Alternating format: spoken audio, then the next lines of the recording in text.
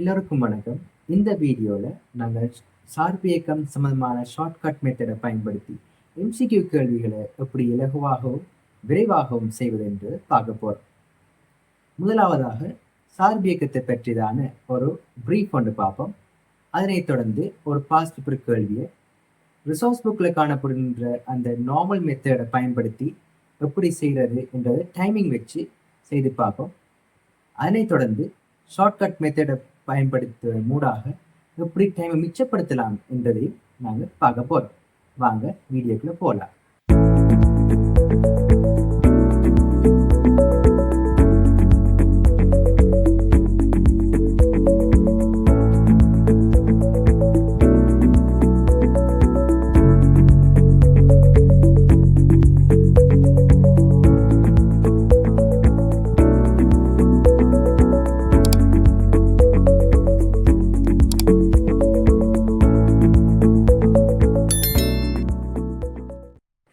சரி, இப்போ நாங்கள் சார்பியக்கம் பற்றியதான ஒரு கன்செப்டை நாங்கள் ஷார்ட்டாக மீட்டுக்கொள்வோம்.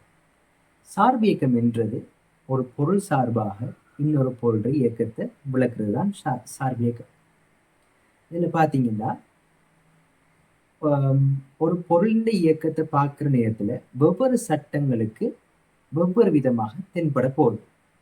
ஒரு உதாரணமாக பார்த்தீங்கன்னா இதில் 2 கார்கள் காணப்படுது, அசைஞ்சு கொண்டும் இருக்கு. இந்த நேரத்தில் பார்த்தீங்கன்னா கார் ஏக்குள்ள காணப்படுகின்ற ஒரு ஆள் கார் பியின் இயக்கத்தை பார்க்கும்போது ஒரு விதமாக தென்படும். இன்னொருவர், அதாவது காருக்கு வெளியே காணப்படுகின்ற இன்னொருவர் கார் பியின் இயக்கத்தை பார்க்கும்போது அது வேறு மாதிரி இருக்க போகுது.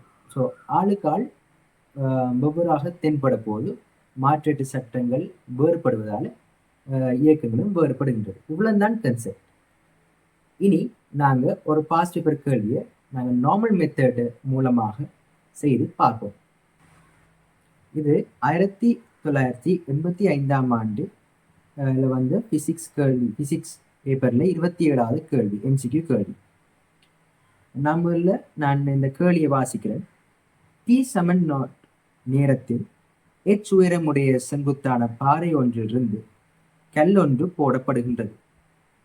அதே கணத்தில் இப்பாதையின் அடிப்பகுதியிலிருந்து இன்னும் ஒரு கல் v வேகத்துடன் நேராக மேலே வீசப்படுகின்றது. இக்கல் போதிய அளவு பலமாக வீசப்படுமாயின் இரு கற்களும் ஒன்றாக சந்திக்கும் நேரம் T= என்ன என்றுதான் உங்களோட கேள்வி. T= ஒரு இடத்துல சந்திக்க போது பார்ப்போம். அதான் உங்களோட கேள்வி. சரி, நான் இப்போ இந்த கேள்வியை நான் ரிசோர்ஸ் புக்கில் காணப்படுகின்ற அந்த நார்மல் மெத்தட் மூலமாக நான் செய்து காட்டுறேன். இப்போ டைமிங்கை நான் இப்போ ஸ்டார்ட் பண்ணுறேன். பார்க்கலாம் இவ்வளோ நேரம் எடுக்குது.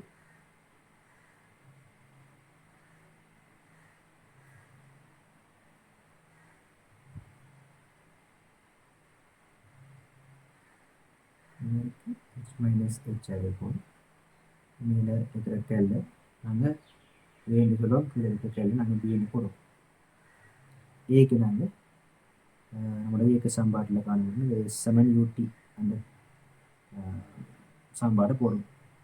S7UT √2. இப்போ ஆரம்ப பக்கம் வந்து 0 என்றதால் அசைகிற தூரம் இடப்பேச்சுன்னு சொன்னோம். இடப்பேச்சு வந்து HUT மொத்தமாகவே 0 இருந்தால் U0 ப்ளஸ் அரை ஏக்கு நாங்கள் ஆர்முடுகள் புயிர்பிங்கள் ஆர்முடுகள் 10 தர T வர்க்கம்.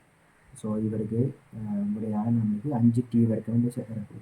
இது அடுத்ததாக நாங்கள் பி கல்லுக்கும் நாங்கள் கேள்வி நாங்கள் செய்வோம். அதே இயக்க சம்பாடு நாங்கள் போடுவோம். S7UT சக அரை AT வர்க்கம். இவர் அசைகிற இடப்பேச்சு வந்து H- H, capital H - H, small h சமன் இவர் ஆரம்பகம் B, அடுத்த நேரம் T ப்ளஸ் அரை இவருக்கும் G தான். அப்போ 10 தர T வர்க்கம். இவருக்கு விளைவாக வர்றதுன்னா VT ப்ளஸ் 5 T வர்க்கம். இப்போ இங்கே H capital H minus small h பதிலாக இங்கே 5 T வர்க்கம் வந்து போடும். இங்கே இருக்குது சமன் VT மணிக்கு வந்து இங்கே ப்ளஸ்ன்னு வரக்கூடாது, மைனஸ்ன்னு வரணும். ஏன்னா கீழ் நோக்கி தாக்குது, இயக்கத்துக்கு எதிராக. இப்போ விடி மைனஸ் 5t வர்க்கம் மைனஸ் 5t வர்க்கம் என்று போகும். ரெண்டு பக்கத்தாலே மைனஸ் 5t வர்க்கம் 5t வர்க்கம் வெட்டுப்படும். ஸோ h சமன் விடி, t சமன் h/v ஆக இருக்க போது முடவிட. பார்த்தீங்க அப்படின்னா இந்த கேள்வி நான் செய்கிறதுக்கு, அது நார்மல் மெத்தட் மூலமாக இந்த கேள்வி செய்கிறதுக்கு 2 நிமிடங்களும் 5 செகண்ட்கள் எடுத்திருக்கு. இப்போது நாங்கள் ஷார்ட்கட் மெத்தடை பார்ப்போம். சரி, இப்போ நாங்கள் ஷார்ட்கட் மெத்தட் மூலமாக இதே கேள்வியை நாங்கள் செய்து பார்ப்போம்.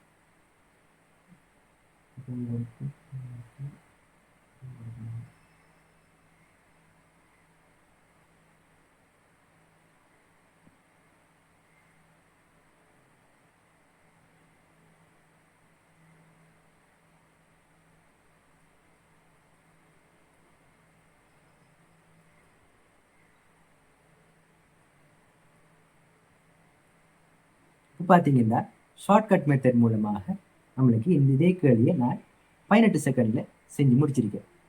வாங்க எப்படி இந்த ஷார்ட்கட் செய்கிறதுன்னு பார்ப்போம். ஷார்ட்கட் மெத்தடில் நம்மளுக்கு 2 ஸ்டெப்ஸ் இருக்குது.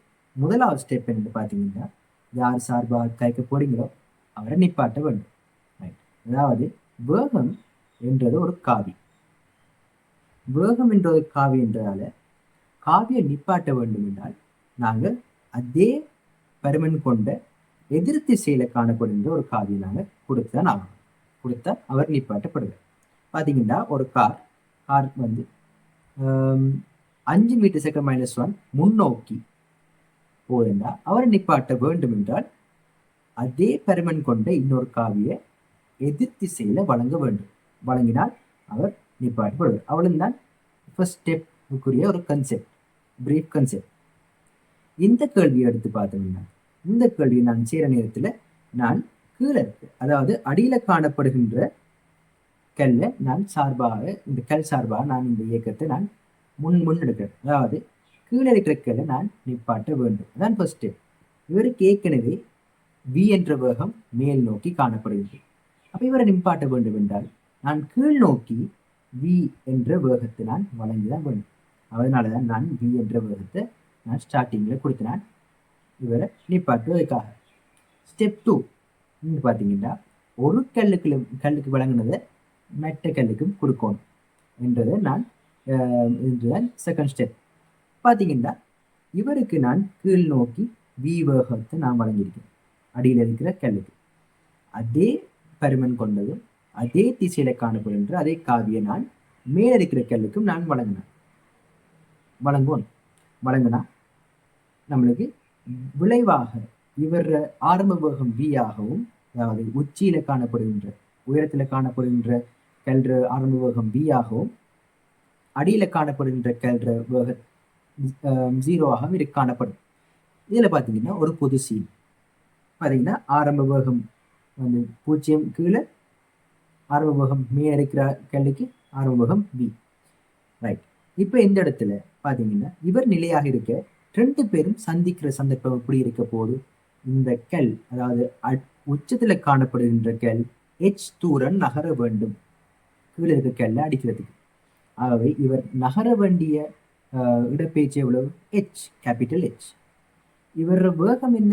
v. எடுக்க வேண்டிய நேரம் எவ்வளவு? t.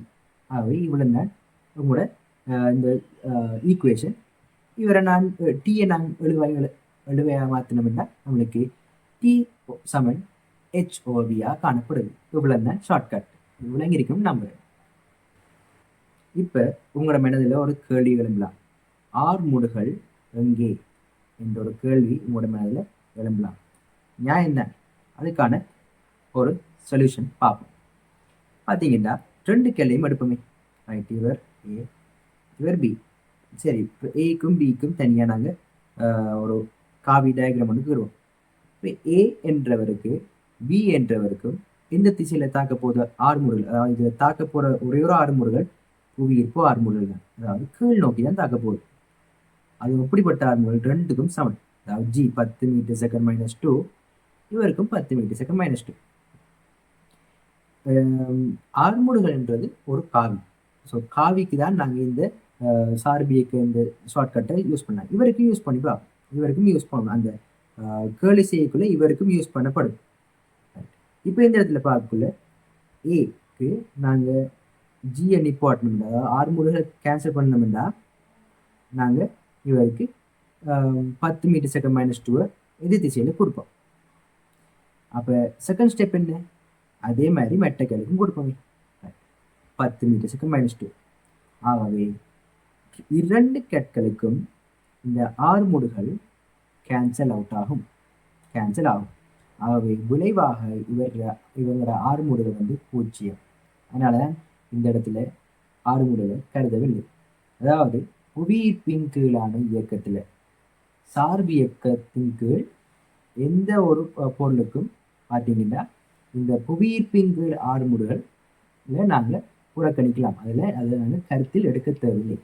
ஆகவே அவங்களோட கேள்வி, அதாவது அவங்களோட டவுட்டுக்கான ஒரு சாலிட் எக்ஸ்பிளனேஷன் இதோ. இந்த ஷார்ட்கட்டை பயன்படுத்துவதன் மூலமாக கிட்டத்தட்ட 2 நிமிஷம் நாங்கள் மிச்சப்படுத்தியிருக்கோம். இந்த நேரத்தை நீங்கள் கஷ்டமான கேள்விகளை செய்கிறதுக்கு பயன்படுத்தலாம். இந்த ஷார்ட்கட் உங்களுக்கு விளங்கியிருக்கும் நம்புறேன்.